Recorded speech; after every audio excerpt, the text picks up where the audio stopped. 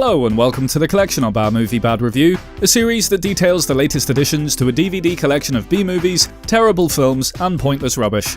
In today's episode we have 17 thrilling new reasons to find another hobby. Lovely. Starting off with Street Gun. Welcome to the neighborhood.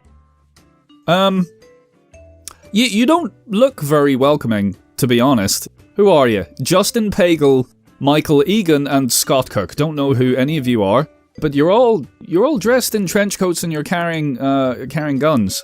Again, not the most welcoming of images, really. Looks like you're about to mug me. Yeah, there's really bugger all going on this cover other than these three amigos here standing there looking very menacing, and then the name of the film, its tagline and its rating, which is 18. Not that that would mean much. You kind of get the impression that when this film was released, it was back during the days when 18-rated films, it was rated 18 because someone said the word darn, or I imagine this to really not be particularly worthy of its 18 certification, but what would I know? I haven't seen it. So yeah, let's take a look at the trailer, see what we have. Street Gun, official trailer.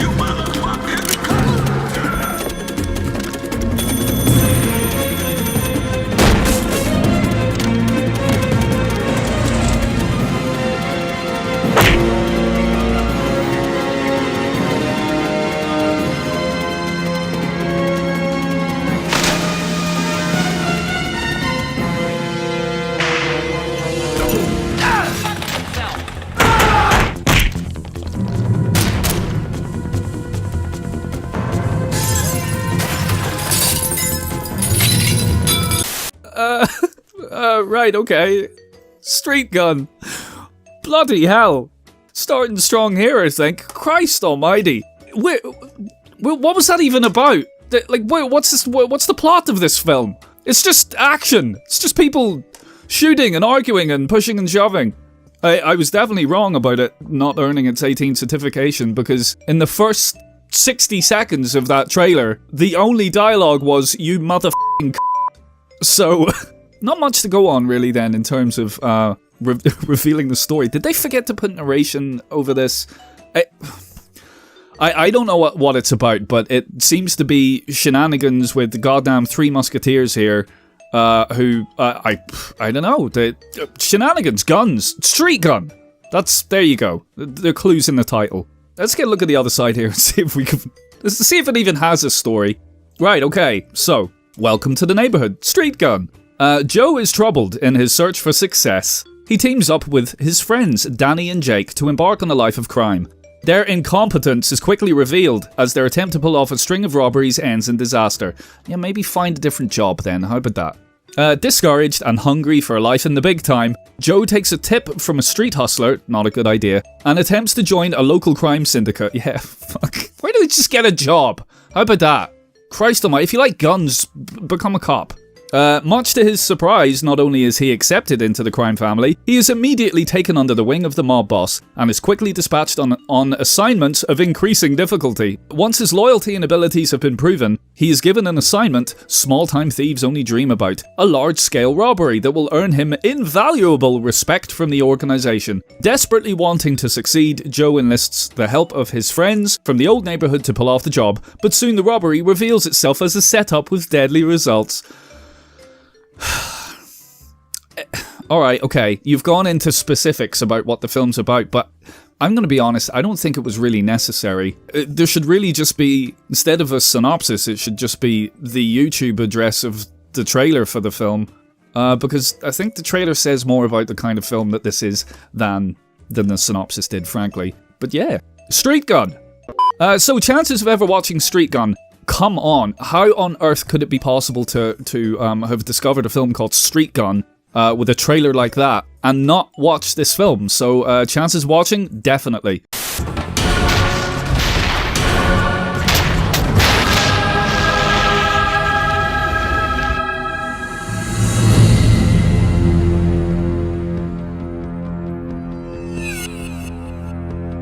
Okay, next up we have An Ant's Life. An Ant's Life. Yeah. What really goes on in your backyard? Why is the what is going on with the capitalization in that sentence? Why is there a capital D on the end of backyard? Wait, why is the fucking S back to front? Okay, I already have no patience for this. There's a picture of a fucking ant on the front, funnily enough, given the title of the film. Do you think this might be a rip-off of a more popular movie? Do you think that's possible? It hints towards it slightly, but you never know. This could be a thoroughly original production. Or it could be the thing that A Bug's Life was based on. Who knows? Actually, yeah, bullshit, I know. This is a fucking rip-off, obviously. But yeah, so An Ant's Life. Let's get a look at the trailer here. Hurry, hurry!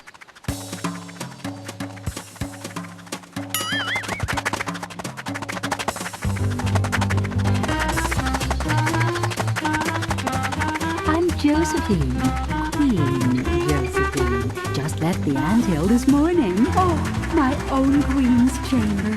And here's the nursery for eggs. No, I'm not watching all of that. It's only 40 seconds long, I don't care. No, let's just look at the back. An Ant's Life with its S back to front, cause that's wacky and that's what the kids would be into. Do you know what? Most kids can fucking read properly and they would call you out on your bullshit. Put the capital D on the end of backyard, come on. I feel my blood pressure rising. I need to calm the fuck down. Okay, synopsis. It's not easy being an ant. Just ask Thang.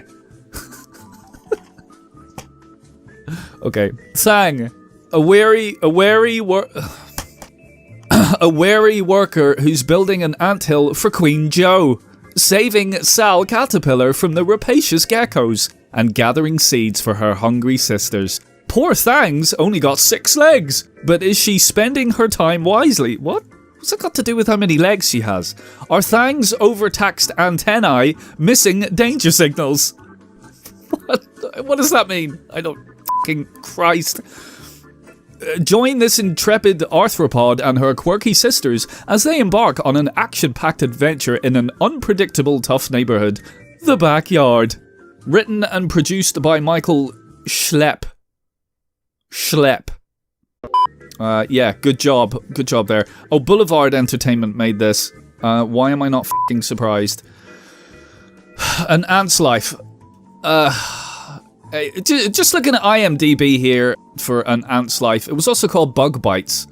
And it says, did you know? Crazy edits. As the credits roll, the ants crawl around in different shots. Fucking amazing. I can't wait to see that. Actually, no. I'm not going to be seeing that because there's not... Well... chances of me ever watching An Ant's Life. Yeah. Does that need to be answered? No. Never. Ever.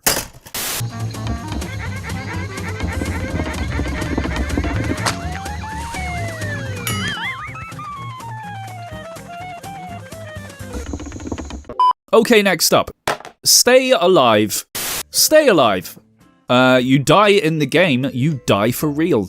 Do you think it's about video games, maybe? Could be. As evidenced by a man holding an off-brand Xbox 360 controller that is in desperate need of a clean, frankly, but looks as if he's not the person to be doing it because he's been manacled to something. Do you know what? Look, I don't know what the situation is that will cause someone to be manacled and have an Xbox controller in their hand, but if you've been kidnapped by someone with the possibility of being murdered by them in what looks to be a blood-soaked dungeon, at least it's thoughtful of the person that's kidnapped you to at least allow you to play Destiny 2 before he chops your fucking head off. Well, we don't know what the plot of this film is, so speaking of plot, let's see if we can gauge something from its trailer. Stay Alive. Trailer.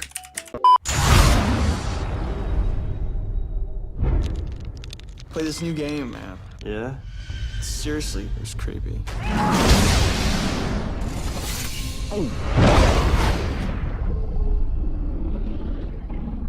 Hello?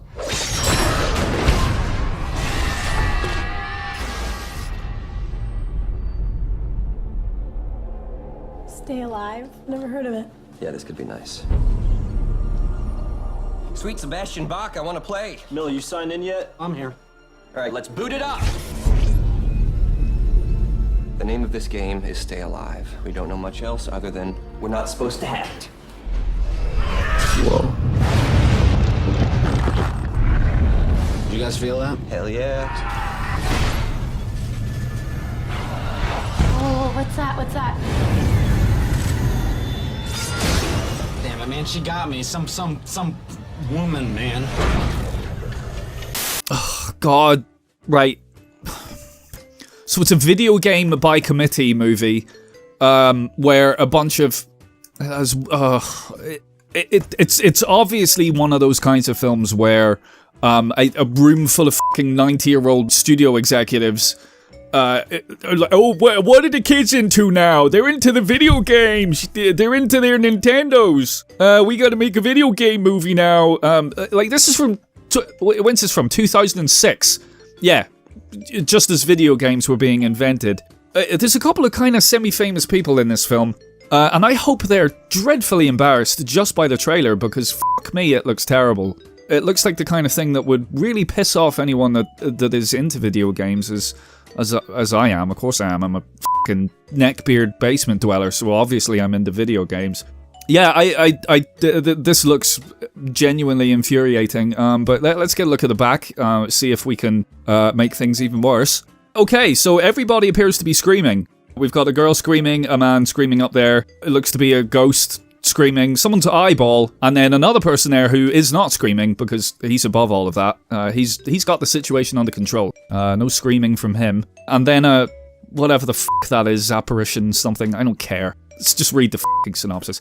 After the mysterious, brutal death of an old friend, a group of teenagers find themselves in possession of Stay Alive, a terrible film. A next-generation horror survival video game based on the spine-chilling true story of a 17th century noblewoman known as the Blood Countess. The gamers don't know anything about the game other than they are not supposed to have it, and they are dying to play it. Not able to resist temptation, the group begin to play the grisly game, and soon a chilling connection is made. They are each being murdered one by one in the same method as the character they played in the game. Wow! What a premise! As the line between the game world and the real world disappears, the group must find a way to defeat the vicious and merciless Blood Countess, all the while trying to stay alive. Go f*** yourself. Stay Alive. Chances of ever watching Stay Alive. I'm depressed enough just by watching the trailer and reading the synopsis. I don't need to make it worse. So, no, definitely not.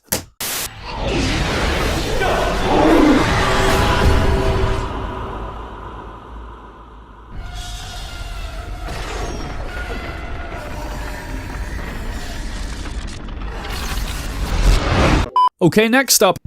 Who killed Nelson Nutmeg? Sweet Jesus Christ. Who killed Nelson Nutmeg?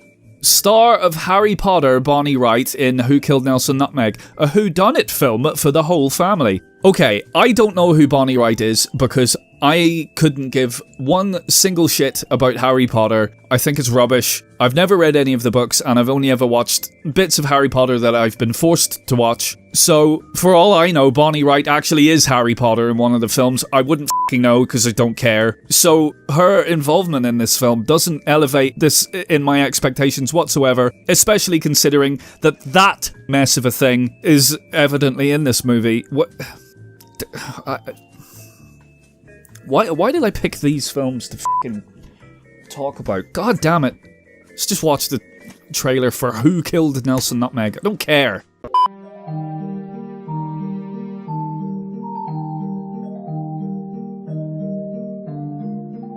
In the summer camp of Nelson's Retreat, everyone loves Nelson Nutmeg. It's 5 past nutty hour. Get your skates on.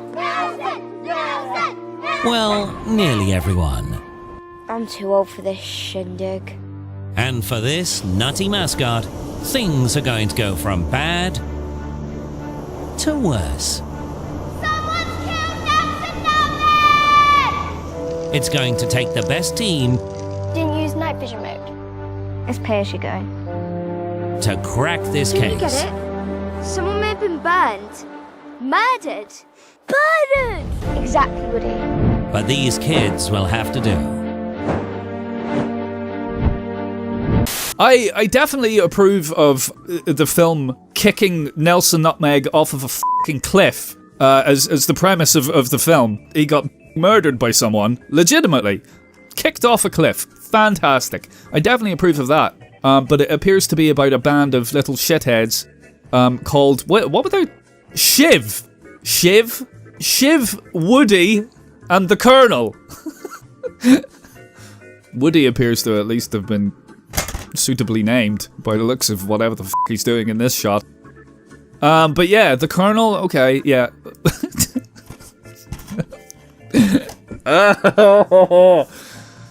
Goddamn stupid looking kids film. There's a website, okay. www.nelsonnutmeg.com. Let's go there. Nutmeg.com. Let's see what we've got. We're having trouble finding that site. Really? No shit. Did I spell the address right? Where is it? Nelson Nutmeg. Oh no, I spelt it wrong. Oh, okay.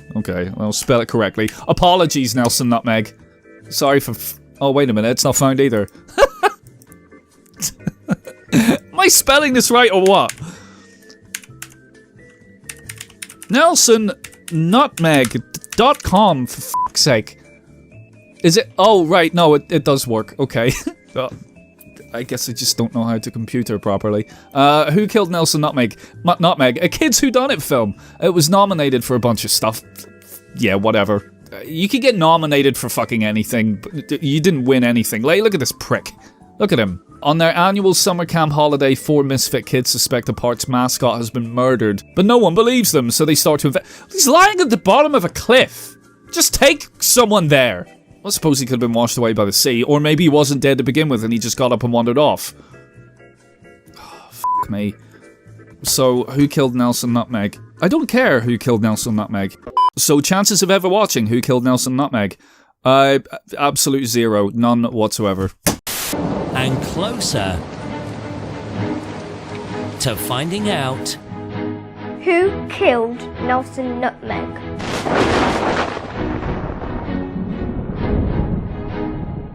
Okay, next up we have Platos Run. God damn it, Platos Run. Please, Gary Busey, pull this back for me here. Cheer me up, for God's sake. Gary Busey and Roy Schneider. Platos Run. A deadly group of mercenaries, armed, out of control, and out for blood. And there's a fucking helicopter right in the middle of them. For some reason, Roy's being kept in a cage. I don't know why. And Gary Busey is high on cocaine. Was there ever a film that he made when he wasn't high on cocaine? I don't know. Probably not. You'd like to think not. It's Gary Busey. It's part of his charm. He's fucking bonkers and completely and utterly wired to the moon on coke. Let's get a look at the trailer for Platos Run. I got a good feeling about this. There are 2 escaped prisoners stranded on the beach in Pinar del Rio. Are you asking me to unstrand them? Yes. He was an ex-CIA agent looking for some fast money. It's a piece of cake. I don't trust him. But what he got was some big trouble.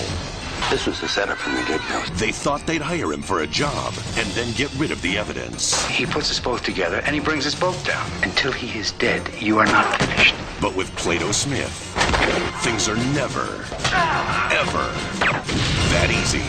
Alright, yes! It's got Jeff Speakman in it as well. And I mispronounced Roy's name, sorry, it's Scheider. Roy Scheider, not Schneider. Thinking of Rob there. Christ, could you imagine if this film had Rob Schneider in it as well? It would be the perfect film. Yeah, that looks thoroughly entertaining. It looks like Gary Busey's having an absolute blast of a time. Yeah, so let's get a look at the back anyway and see if we can get into a bit more detail. Platos Run. With yeah, is that Jeff Speakman? I think that is Jeff Speakman. I don't know what he's doing. What kind of expression is that? What director was like, yeah, that's it. That's precisely the kind of emotion that I wanted to elicit from you. In fact, thinking about it, yeah, if you cover up his hand with the pistol, it kind of looks like he just walked in on his parents having sex. Ew, Mom! Why are you doing that to Dad? That's disgusting. That's where pee-pee comes from. Anyway, sorry, didn't mean to lower the tone there. Platos Run. Roy Scheider, who's in a bunch of films. I don't think we need to... Yeah, he was in Jaws, for fuck's sake. He's in other things, but yes, he was in Jaws. Gary Busey, he was also in films. And Stephen Bauer, who was also in films. Three of them are actors, that's why. This in-your-face action thriller tells the explosive story of a group of battle-hardened mercenaries and their daring, do-or-die mission to rescue two escapees from a brutal Cuban prison. Okay. When a shocked double cross that should be shocking, whatever, results in the assassination of an exiled Cuban politician, the mercenaries' charismatic leader, Plato Smith. Yeah, what are we gonna call our new baby boy? Who's my favorite philosopher? Aristotle. No, we don't want him to sound like a pansy. Yeah, Plato. Okay. Where was I? Oh yeah, Plato Smith finds himself framed for the murder and on the run from both the police and the underworld. Behind the bloodthirsty plot is a ruthless head of a high-tech weapons company, Roy Scheider, looking to make a killing, in quotations, by selling deadly anti-personnel mines to warring armies, then charging a fortune to clear the minefields. Corruption and murder, blackmail and betrayal, death or glory. It's all part of the lethal labyrinth that is Platos Run. Fantastic. There you go. There's a synopsis. Sounds like a perfectly acceptable premise for a film starring Gary Busey and featuring helicopters and explosions. Personally, I couldn't give a shit what the story's about. I just want to see Gary Busey be Gary Busey and have the odd thing explode. I don't think that's too much to ask. But yeah, I have a good feeling about Plato's Run. I think you've turned this around, Gary. Good man yourself. You big coke fiend, allegedly. So yeah, chances of me ever watching Plato's Run. Yeah, look, come on. It ticks all the boxes, right? It's got Gary Busey and explosions. Roy Scheider's there. That doesn't really take away from anything. So yeah, maybe. Feel pretty good. Gary Busey, Jeff Speakman, Stephen Bauer, and Roy Scheider. Oops. Plato's Run from Live Entertainment. And the other latest additions to the collection in this week's episode are Happily Ever After Collection 2 with Samuel L. Jackson and Wesley Snipes. How's about let's all make a racist assumption about which character one of those two actors is playing? State of Emergency, the best zombie film of 2012. Breaking Wind. Hilarious. Best of the Best. A fantastic movie starring Eric Roberts about people falling over. The Day My Parents Ran Away. Bugbusters, starring absolutely everybody and Randy Quaid. Pals. Combat Academy, with George Clooney probably in one scene. And I can definitely relate to this particular person's character. Biker Boys. Days of Darkness. I wonder what that's about. And City Rats. With Danny Dyer. Okay, that's all for this episode. As ever, if you see something that you want to either recommend or warn me of, feel free to leave a comment. And don't forget to like, subscribe, and all that stuff, blah, blah, blah.